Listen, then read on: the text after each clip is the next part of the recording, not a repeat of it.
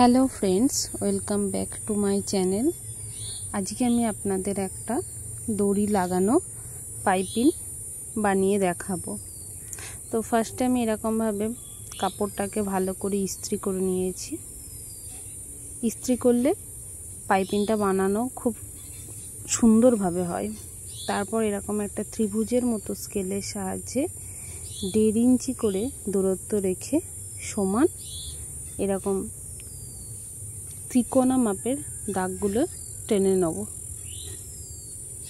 স্কেলটা ত্রিভুজের মতো স্কেল হলে দাগগুলো খুব সহজেই সমান দূরত্বে সমানভাবে টানা যায়। তাই জন্যই আমি এই স্কেলটা ব্যবহার করেছি।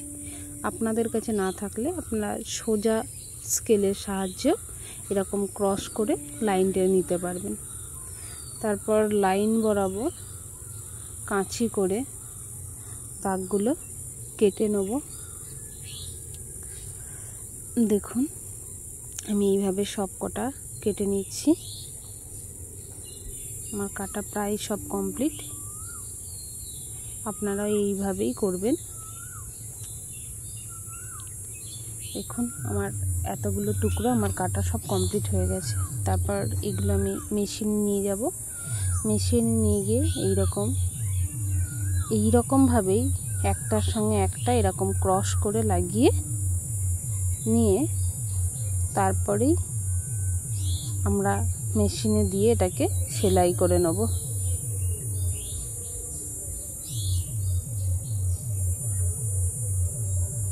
দেখুন এইভাবেই ধরবেন আর এইভাবেই কোণাগুলোকেও সমান করে ভাঁজ করে নিয়ে তারপর সেলাই করে দেবেন।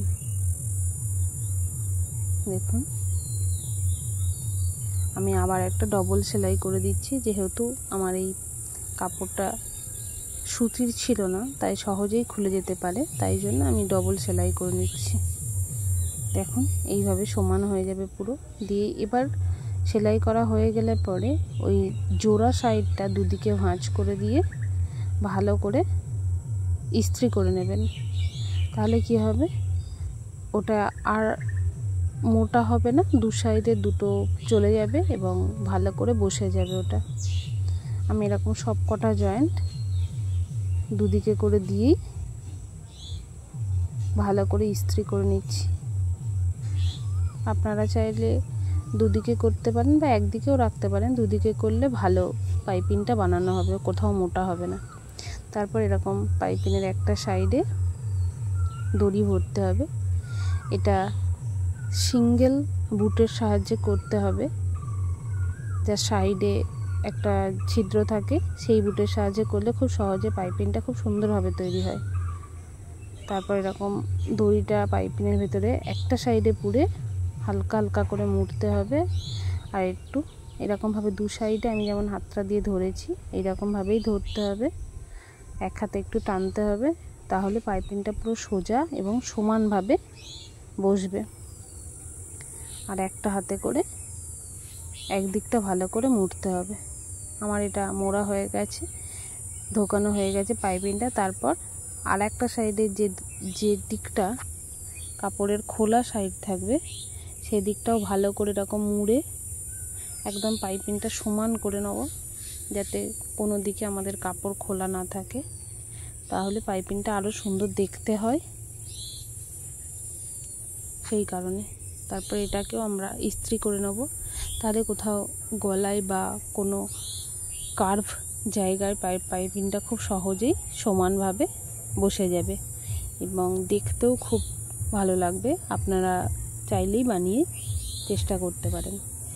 আর আমার চ্যানেলটিকে যদি আপনার সাবস্ক্রাইব করা না থাকে তাহলে অবশ্যই সাবস্ক্রাইব করে দেবেন, তাহলে আমারও একটু ভিডিও বানাতে ভালো লাগবে। তারপর দেখুন আমি এটাকে জামায় বসিয়ে দেখিয়ে দিচ্ছি পাইপিংটা কিভাবে। এইভাবে যে দিকটা মোটা দিকটা পাইপিংয়ের যে দড়ি দিকটা থাকবে সেটা গলার নিচের দিকে রেখেছি। দেখুন আপনারা দেখতে পাবেন। এই পাইপিংয়ের উপর দিয়ে সমানভাবে এই সিঙ্গেল বুট দিয়েই সেলাইটা ভালো করে নিচ্ছি। দেখুন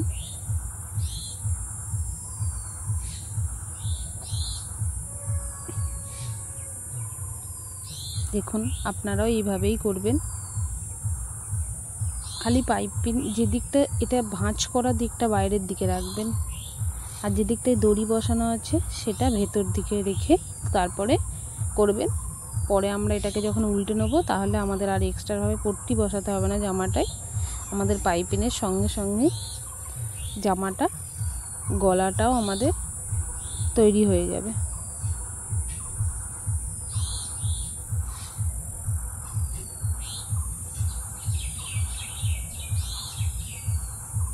দেখুন এইভাবে সমানভাবে 1/2 ইঞ্চি মতো জামার গলার দিকে রেখে দিয়েই করবেন। দিয়ে এবার এইটাকে এইভাবে উল্টে নেবেন। এই সিঙ্গেল বুটের সাহায্যে আর একটা চাপ সেলাই ওপর দিয়ে দিয়ে দেবেন। তাহলে খুব সহজেই গলাটাও হয়ে যাবে এবং আপনার পাইপিংটাও খুব সুন্দরভাবে গলার সাথে অ্যাটাচ হয়ে যাবে। দেখুন এইভাবেই সিঙ্গেল বুট দিয়ে করবেন, তাহলে খুবই সুন্দর হবে, কখনো সেলাই পাইপিংয়ের ওপরে উঠে যাবে না।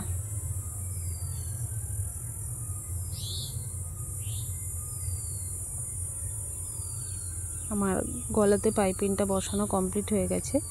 এবার আমি ইস্ত্রি করে দেখিয়ে দেবো কেমন হয়েছে আমার গলাটা বানানো আর পাইপিংটাও। তার সাথে ইস্ত্রি করে নিলে গলাটা পুরো সমানভাবে বসে যাবে, কোথাও আপনাদের কোনো কাট লাগাতে হবে না। পাইপিং বসালে জামায় কাট না লাগলেও খুব সুন্দরভাবে গলাটাকে আপনি উল্টে সুন্দর করে ফেলতে পারবেন। দেখুন গলাটা কত সুন্দরভাবে বসেছে এবং কোথাও কোনো ক্রিজ লাইন কিছু আসেইনি। দেখুন, থ্যাংক ইউ আমার এই ভিডিওটি দেখার জন্য।